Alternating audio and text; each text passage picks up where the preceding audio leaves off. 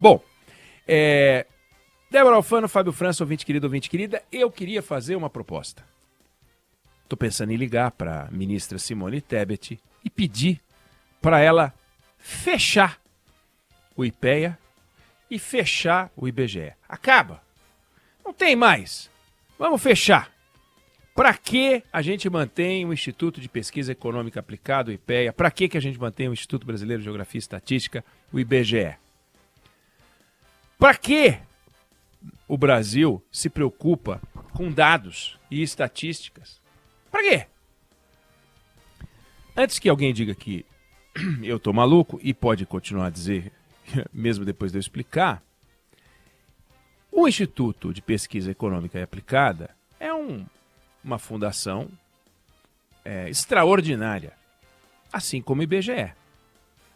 Fazem um trabalho extraordinário, porque dão ao Brasil insumos para lastrear as políticas públicas, insumos para a gente saber onde a gente está, insumos para a gente decidir para onde a gente vai, insumos para entender de onde a gente vem. O IBGE faz o censo, o IBGE faz uma série de pesquisas, assim como o IPEA, que são muito úteis para a gente entender o Brasil. Mas na medida em que a gente pega os dados, olha os dados que apontam para um país e a gente ignora os dados, para que gastar dinheiro mantendo um instituto como o IPEA ou como o IBGE? Isso vale para outras. Para que prestar atenção aos dados da criminalidade? Para que prestar atenção aos dados de educação? Se a gente não faz nada com isso, se as políticas públicas não são lastreadas com base ou nas conclusões tiradas pelos institutos. E a gente continua a manter a nossa visão distorcida, enviesada, ideológica, apaixonada, infantil, envelhecida, ultrapassada, preconceituosa, para explicar os fenômenos que os dados do IPEA, do IBGE e de outros institutos, eu me refiro a esses dois só como um símbolo, para que dados no país? Um mundo que está discutindo inteligência artificial, um mundo que fala de Big Data, e nós continuamos tirando as conclusões de sempre. Por exemplo, como é que pode a Bahia estar com 47 homicídios por 100 mil habitantes, matando o dobro, mais que o dobro, todos os anos, do que o estado de São Paulo, que tem uma população 3 vezes maior? Como é que pode? Esses dados são dados indiscutíveis. No caso não é do IPEA, no caso não é do IBGE, são dados de Secretaria de Segurança Pública, dados da Polícia Militar, dados da Polícia Civil, que são compilados todos os anos e que são compilados todos os meses, todas as semanas, diariamente. Como é que pode, dentro da Bahia, ter uma cidade chamada Jequié, ou Santo Antônio de Jesus, ou Simão Filho, ou Camaçari, todos com mais de 80, no caso de Jequié e Santo Antônio de Jesus, 88, 89 mortos por 100 mil. Guerra civil. Aí vem as explicações extraordinárias. Aí vem o desprezo pela ciência. Aí ninguém quer saber. Aí vamos para o fácil. E a gente ouve as bobagens retumbantes. Por exemplo, primeira bobagem retumbante, repetida o tempo inteiro. O que explica a criminalidade e o número de homicídios é o armamentismo desenfreado. Nós já falamos disso aqui. O armamentismo desenfreado. E você pega a Bahia, do final dos anos 90, quando não tinha armamentismo desenfreado, final dos anos 2000, quando não tinha armamentismo desenfreado, final dos anos 2010, quando não tinha armamentismo desenfreado, e ela está subindo a criminalidade. Sem armamentismo desenfreado. De repente, criou-se essa fantasia do armamentismo desenfreado. Para quê? Porque o governo federal quer bater no governo anterior. Mas, peraí, desde 2007, a Bahia é comandada pelo PT, mas a culpa é do armamentismo do Bolsonaro. Ué, como assim? Por que o armamentismo do Bolsonaro fez subir a criminalidade na Bahia e fez cair a criminalidade em São Paulo? Porque o armamentismo desenfreado, quando você mistura Bolsonaro com o governo do PT da Bahia, produz um estrago diferente do que quando você junta o Bolsonaro com o governo tucano de São Paulo? É isso? Quer dizer que governo tucano mais Bolsonaro cai a criminalidade. Governo petista mais Bolsonaro sobe a criminalidade? O que mudou entre um e outro se os dois fatores Bolsonaro, se o fator Bolsonaro aparece nos dois? É tucano versus petista? Então o problema é o petista ou o problema é o Bolsonaro? Metade dos estados brasileiros, desde que houve a flexibilização das armas, de fato viram um aumento de criminalidade. E a outra metade viu cair. Me refiro ao número de homicídios. De 2019 para cá. Metade dos estados caiu, metade dos estados aumentou. O mesmo fenômeno não pode produzir dois resultados diferentes. Não pode, simplesmente não pode. Aí vem a segunda bobagem. Então, a primeira bobagem é o armamentismo. A segunda bobagem, e nós já falamos disso aqui, aliás, essa semana, as explicações são as explicações sociais fáceis de fazer, né? Fáceis. Então, por que aumentou? Por que está complicado? Bom, está complicado porque nós temos miséria, está complicado porque nós temos desigualdade social, está complicado porque a gente tem baixa escolaridade. Então, como é que pode o estado mais pobre do Brasil, que é o Maranhão, o estado mais desigual do Brasil, que é Roraima, e o estado de menor escolaridade, que é o Piauí, não figurarem na lista dos estados mais violentos, a ponto de o Maranhão estar em 15º e o Piauí em 19º?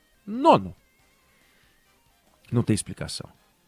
Aí depois vem, nesse festival de bobagens, de explicações, Jequié, que é a cidade mais violenta do Brasil, ela está assim porque os traficantes estão brigando. Certo? Então, temos que pacificar os traficantes, é isso? Nós temos que, em vez de contratar a polícia, nós temos que contratar mediadores de relacionamento. A gente chama os dois traficantes e fala, olha, vocês não podem brigar. E de onde se conclui que o problema do tráfico de drogas e o problema da criminalidade vem dos criminosos. Olha que coisa incrível, que conclusão espetacular que a gente chega quando a gente despreza a informação objetiva, quando a gente despreza a estatística. A gente começa a tirar conclusões bizarras. O problema do crime é o criminoso. Olha que coisa incrível. E de quem deveria ser o problema do crime? Da igreja? É do criminoso. Não. O problema é o seguinte. A gente tem tráfico de drogas muito forte porque tem um tráfico de armas muito forte. Bom, então quer dizer que se em vez de entrar armas no Brasil, tivesse entrado livro, os traficantes montariam livrarias. Não é que eles encomendaram as armas. O surgimento das armas, a entrada de armas no Brasil, fez com que alguém de espírito empreendedor dissesse, puxa vida, vou montar uma banca de tráfico de drogas, vou fazer tráfico de drogas, afinal eu tenho armas. Olha que bobagem. As armas, elas são uma ferramenta de trabalho, como a corrupção é uma ferramenta de trabalho. Tem corrupção de autoridade, tem arma, e o combate, portanto, tem que ser feito sufocando financeiramente o traficante. Então o problema não é a entrada da arma, que é um problema, mas também entra cigarro contrabandeado, entra bebida contrabandeada, entra uma série de coisas, bugiganga contrabandeada, tudo entra aqui. Nós temos uma fronteira seca que, em linha reta, dá mais ou menos a distância entre São Paulo e Tóquio. São Paulo e Tóquio. Sabe? Fronteira. De fronteira. O Brasil faz fronteira com 10 dos 12 países da América Latina, quase que São Paulo, Tóquio, de fronteira. Então, quando a gente olha para o que está acontecendo, não é o armamento desenfreado, porque a criminalidade e o número de homicídios vem subindo há um tempão. Nos estados onde vem subindo. E se ele vem caindo em outros lugares, é porque existe a possibilidade de derrubar a taxa. Também não é verdade, portanto, não é além disso que a gente tem a questão social. O que a gente tem, obviamente a gente tem uma questão social, mas o que o nosso desafio é, temos um problema de gestão, de polícia. Então não adianta o ministro da Justiça, o senhor Flávio Dino, talvez futuro ministro do Supremo Tribunal Federal, quem sabe, ficar apontando o dedo para o governo anterior, coisa que ele fez ontem. Ele apontou o dedo para o governo anterior, sem falar que, vamos falar de governo anterior, falemos dos 16 anos de gestão petista na Bahia, né? Falemos desses 16 anos. Mas isso não foi falado, isso não interessa, isso não precisa. Vamos falar só das coisas que são convenientes, aí não vamos falar. O que está acontecendo na criminalidade no Brasil, e nós estamos falando sobre isso, primeiro pelos números assombrosos, pelos casos que se sucedem.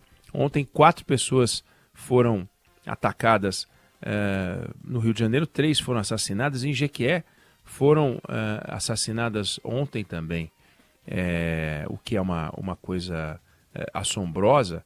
Foram mortas 5, 6 pessoas. É um absurdo. Morreram 5, 6 pessoas. Me lembro agora, 5 ou 6 de uma mesma família. Aí tudo bem, aí a gente acha que está razoável. Aí não mereceu o mesmo destaque que mereceu o do Rio de Janeiro. Mas o fato foram 6, aliás, de uma família. Uma chacina. Na manhã de ontem, tinha 3 mulheres, uma delas estava grávida, tinha uma criança de 5 anos. A polícia militar atônita. E arma de fogo, mesma coisa. Então, é um negócio louco. A polícia vai investigar, a Polícia Federal não entrou no caso, naturalmente. O ministro da Justiça não falou desse crime. Temos um problema gravíssimo que está acontecendo no país. E quando eu falo provocando que a gente tem ou deveria eliminar, né, fechar, acabar com o IPEA, com o IBGE, como símbolo das fontes de informação fidedignas, confiáveis, digo isso porque tem tanta informação útil para a gente fazer uma política pública e ficam esses caras por ideologia, seja os da direita, porque também os da direita babões são inacreditáveis, né? O que falta é mais arma. Que bobagem. Que bobagem. Porque da mesma forma que o aumento de armas no Brasil de 2019 para cá, em alguns estados aumentou o número de mortes violentas, em outros caiu, se não vale para provar que a arma ajuda, aliás atrapalha, também não vale para provar que a arma ajuda. Simplesmente a arma não é uma questão. E é algo importante de ser dito, é algo importante de ser falado. Eu não sei se você concorda, se você discorda, mas essa é a opinião que eu tenho sobre o assunto.